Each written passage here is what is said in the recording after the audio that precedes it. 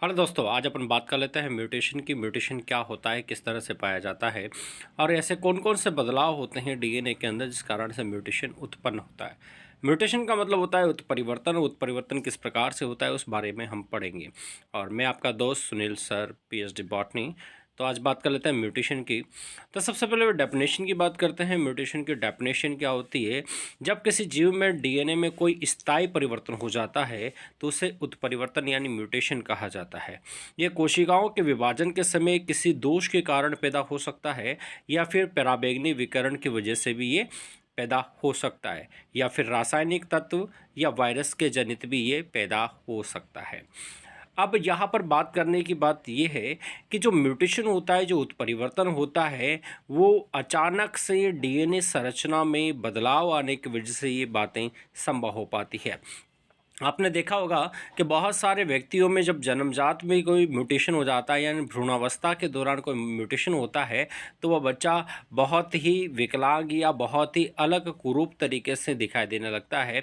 आपने बहुत सारे ऐसे बच्चों के एग्जाम्पल भी देखे होंगे और आसपास ऐसे काफ़ी आपको मिले भी होंगे।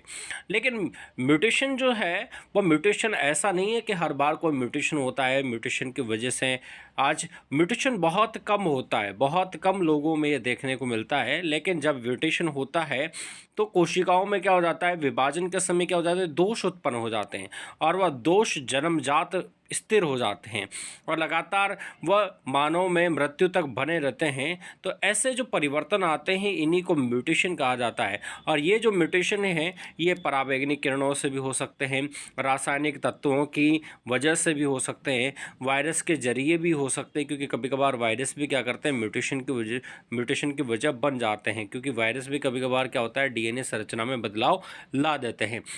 इस कारण से ये वायरस जनित भी हो सकते हैं।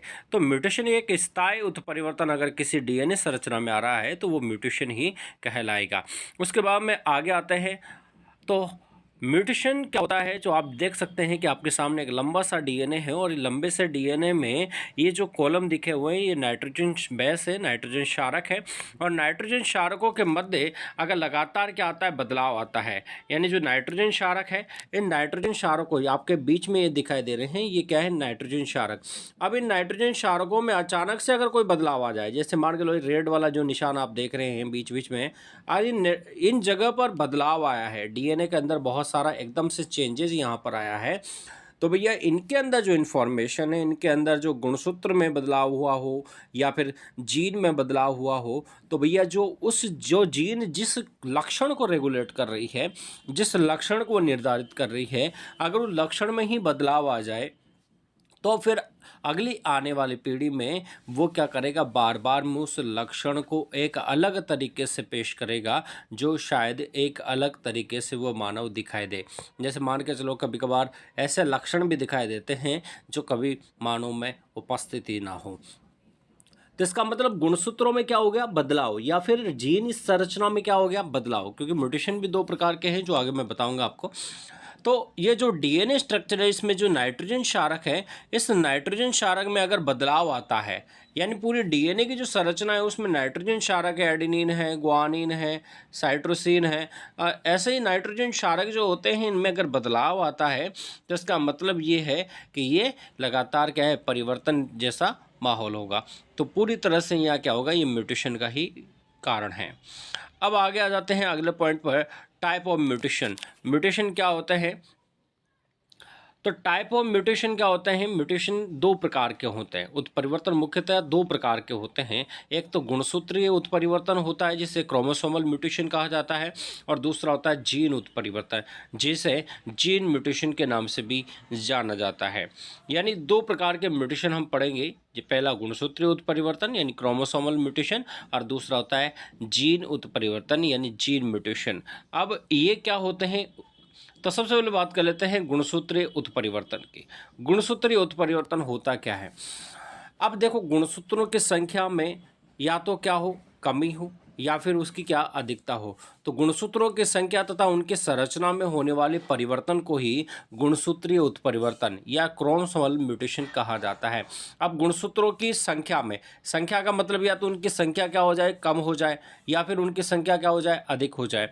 अगर गुणसूत्रों की संख्या जैसे 46 क्रोमोसोम्स इंसान में पाए जाते हैं, अब 46 गुणसूत्रों में अगर इंसान के अंदर 45 गुणसूत्र रह जाए तो इसका मतलब एक क्रोमोसोम्स की क्या हो चुकी है, कमी।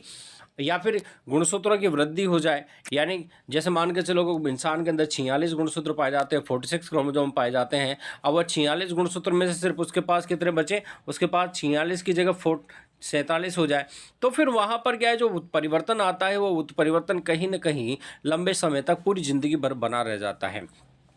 तो गुणसूत्रों की संख्या में या उनकी संरचना में, संरचना का मतलब यहाँ पर 3 प्रकार से दिखाया गया है। पहला है ट्रांसलोकेशन, यानी यह जो गुणसूत्र का जो बाह्य सिरा है वो अगर अपने मूल स्थान से अगर उसके अदला बदली हो जाए, यानी उसका अगर जगह चेंज हो जाए, गुणसूत्र के जो बाहरी जो किनारे हैं इन किनारों की अगर जगह चेंज हो जाए, तो जैसे मान के चलो कि आपके पास क्रोमोसोम्स जो दिखाए गए हैं इसमें फर्स्ट किनारा है, इसमें सेकंड किनारा है। अब इन दोनों का अगर एक्सचेंज हो जाए, ये इधर चला जाए, ये इधर चला जाए, जब ये एक्सचेंज हो जाए, जो अगर ये एक्सचेंज हो जाए तो इसको कहा जाता है ट्रांसलोकेशन, यानी ये पूरी तरह से एक्सचेंज हो जाते हैं। तो गुणसूत्र के अगर किनारों में अगर बदलाव आ रहा है तो इसे ट्रांसलोकेशन। और दूसरा होता है यहाँ पर इन्वर्जन, यानी गुणसूत्रों का जो गुणसूत्र होते हैं, यानी जो क्रोमोसोम्स होते हैं, क्रोमोसोम जैसे आपने देखा होगा यहाँ पर ये नीला कलर है, यहाँ पर ये पिंक कलर है। तो अगर इन दोनों की संरचना में अगर पूरा का पूरा एक ही क्रोमोसोम्स अगर ये आपस में चेंज हो जाते हैं, आप देख रहे हो इस डायग्राम में दोनों ही एक दूसरे का अपोजिट डायरेक्शन में है। यहाँ पर ये अलग तरीके से दिखाई दे रहे हैं लेकिन यहाँ पर अपोजिट डायरेक्शन में है, यानी इनका इन्वर्जन हुआ है। 180 डिग्री पर ये क्या हो गए, रोटेट हो गए। अगर ये 180 डिग्री में क्या हो जाते हैं, रोटेट हो जाते हैं, तो 180 डिग्री पर रोटेट होने की वजह से ही यहाँ पर इनका क्या कहलाता है, इन्वर्जन कहलाता है। यानी ये पूर्ण रूप से इन्वर्जन हुए हैं, यानी 180 डिग्री पर रोटेट। अगर क्रोमोसोम्स का कोई टुकड़ा अगर पूरी तरह से 180 डिग्री पर अगर रोटेट हो जाता है तो वह इन्वर्जन कहलाता है। उसके बाद अगला पॉइंट आता है डुप्लीकेशन। अब डुप्लीकेशन में आप देख सकते हो कि जैसे मान के चलो यहाँ पर एक नीला सिरा दिखाई दे रहा है, 3rd नंबर का पॉइंट है। अब यहाँ पर नीला सिरा देख रहा है, अब यहाँ पर अगले जो क्रोमोसोम्स है उसके अंदर भी सेम टू सेम नीला सिरा एक और वृद्धि हो गई, यानी एक और गुणसूत्र की यहाँ पर क्या हुई है, वृद्धि, यानी गुणसूत्र के किसी जीन में डुप्लीकेशन हुआ है और या फिर उसके क्रम में डुप्लीकेशन हुआ है, तो इसका मतलब वहाँ पर कौन सा चेंज आएगा, डुप्लीकेशन वाला।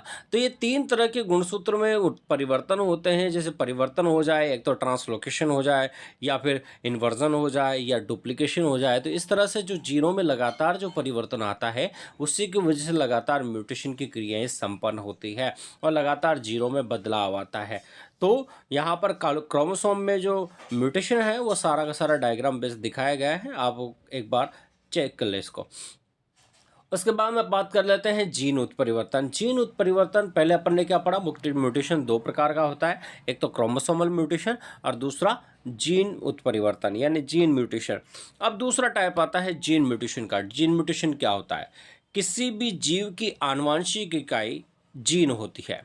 अगर किसी भी जीव की आनुवंशिक जो इकाई होती है वह क्या होती है, जीन। अब जो जीन होती है वो आनुवंशिक इकाई है, यानी किसी न किसी शरीर को रेगुलेट करेगी, किसी न किसी लक्षण के लिए वे जिम्मेदार होगी। क्योंकि हम जानते हैं कि हमारे शरीर में जितने भी लक्षण पाए जाते हैं उनको कहीं ना कहीं क्या करते हैं, जो जीन होते हैं वो निर्धारित करते हैं, उनके लक्षणों का नियंत्रण वो जीन ही करते हैं। तो किसी भी जीव की आनुवंशिक इकाई जीन होती है। सूक्ष्म स्तर पर इसमें भी होने वाले किसी भी प्रकार के परिवर्तन को जीन उत्परिवर्तन या बिंदु उत्परिवर्तन कहते हैं, यानी पॉइंट म्यूटेशन। पॉइंट म्यूटेशन का मतलब ये होता है कि पूरे के पूरे क्रम में कोई बदलाव नहीं आया है, यानी गुणसूत्र में कोई डुप्लीकेशन, इन्वर्जन या फिर यहाँ पर कोई ट्रांसलोकेशन वाला पोर्शन नहीं है। क्यों? क्योंकि यहाँ पूरे टुकड़े में कोई बदलाव नहीं आ रहा है। जीन म्यूटेशन का मतलब होता है पर्टिकुलर जो क्रोमोसोम्स हैं उनकी छोटा सा नाइट्रोजन क्षारक में कोई बदलाव आना है। जैसे मान के चलो इस जगह कोई बदलाव आना, आपने देखा होगा मैंने रेड का निशान लगा रखा है कि यहाँ पर छोटा सा जो क्रम है उसमें क्या आ गया, बदलाव। यानी पूरा का डीएनए में बदलाव नहीं है, सिर्फ एक छोटी सी जगह पर क्या आया है, बदलाव यानी पॉइंट म्यूटेशन हुआ है, एक छोटा सा बिंदु ही उत्परिवर्तन हुआ है, तो इससे कहते हैं जीन उत्परिवर्तन। यानी किसी भी जीव के आनुवंशिक इकाई में अगर कोई बदलाव आता है, यानी सूक्ष्म स्तर पर अगर उसमें किसी भी प्रकार का परिवर्तन हो जाता है, उसे ही बिंदु उत्परिवर्तन या जीन उत्परिवर्तन कहते हैं। इस प्रकार का उत्परिवर्तन आणविक स्तर पर होता है, ज़्यादा बड़ा नहीं होता है, छोटा सा आणविक स्तर पर परिवर्तन होता है। जैसे एडेनिन, ग्वानिन, साइटोसिन के इनके स्तर पर परिवर्तन होता है। एक छोटा सा एडेनिन चेंज हो गया, ग्वानिन चेंज हो गया, यानी गलत इनकॉर्पोरेट हुआ। यानी जो पॉलीमरेज होते हैं, उन पॉलीमरेज से अगर गलत वहाँ पर सूचना अगर इनकॉर्पोरेट हो जाती है रेप्लिकेशन के दौरान, तो फिर उसमें पॉइंट म्यूटेशन होने की संभावना बढ़ जाती है। तो इसी तरह से वहाँ पर पॉइंट म्यूटेशन हो जाते हैं। इस प्रकार का उत्परिवर्तन आणविक स्तर का ही होता है, जिसमें डीएनए में परिवर्तन होता है। तो आपको ये चीज़ ध्यान में रखनी है। डायग्राम देख सकते हो, इसमें क्या है, एक छोटा सा एक बिंदु उत्परिवर्तन हुआ है जो इस डायग्राम में दिखा रखा है। यानी ये नॉर्मल, ठीक है, नॉर्मल पोजीशन है, उसके बाद में ये अब नॉर्मल पोजीशन है, क्योंकि इसमें हल्का सा क्या हो चुका है, नाइट्रोजन बेस में गड़बड़ी आ चुकी है। तो आप डायग्राम के माध्यम से दोनों डायग्राम को देख सकते हैं। पहला नॉर्मल जीन है और दूसरा म्यूटेटेड जीन है। अगला, थैंक यू, बहुत बहुत धन्यवाद। आप ऐसे ही मेरे चैनल पर बने रहें, और चैनल अगर आपको अच्छा लगा, वीडियो अच्छा लगा, तो सब्सक्राइब करना ना भूलें और अपने दोस्तों के साथ शेयर करते रहें, क्योंकि